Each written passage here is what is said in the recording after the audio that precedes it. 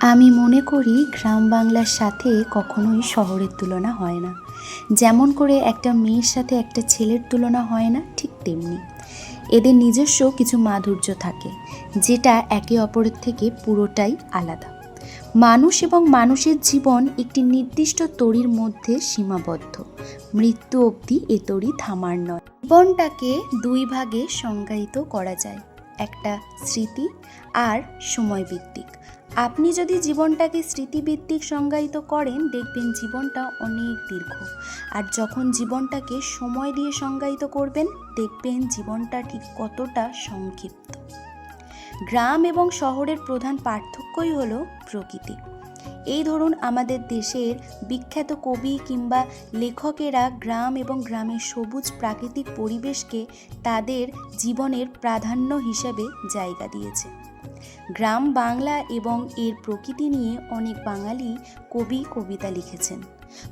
পল্লী কবি জসিমউদ্দিন, জীবনানন্দ দাশ, রবীন্দ্রনাথ ঠাকুর এবং অন্যান্য অনেকেই গ্রাম বাংলার সৌন্দর্য, দুঃখ এবং সাধারণ মানুষের জীবন নিয়ে কবিতা লিখেছেন।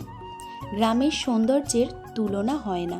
গ্রামের মনোরম পরিবেশ, মেঠো পথ, ফসলের মাঠ, খাল, বিল, নদী, নালা সমস্ত বিষয় মিলিয়ে মনোরম এক পরিবেশ তৈরি হয়ে থাকে।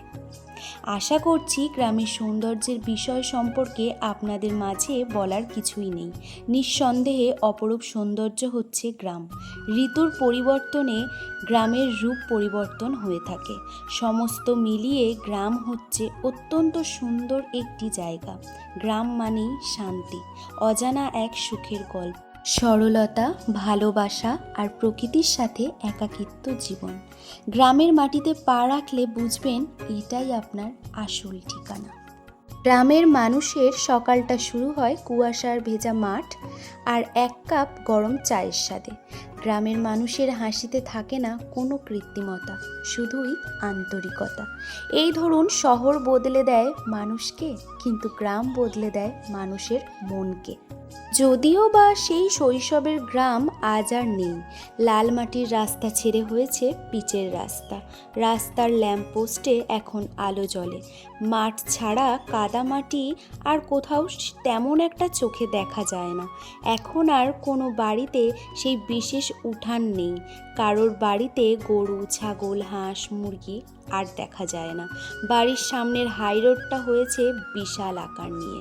হাতের নাগালে সব কিছু, স্কুল, কলেজ, দোকানপাট, হসপিটাল, বলতেই পারা যায় আস্তে আস্তে শহরের আদব কায়দা ঘিরেছে গ্রামটাকে। তবুও শহর হতে পারেনি। উন্নতির শিখরে পৌঁছেছে ছোট ছোট গ্রামগুলো। তবে হ্যাঁ, এখনো কিছুটা গ্রামের আদল আছে।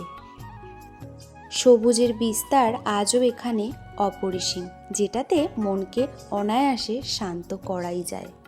যতই উন্নতি হোক না কেন, তবুও চাইব কিছুটা গ্রামের আদল গ্রামেই পড়ে থাকুক, কারণ এইখানেই পড়ে আছে অনেক অনেক অনেক স্মৃতি। তোমাদের গ্রামের সম্বন্ধেও পারলে একটা লাইন করে লিখে যেও।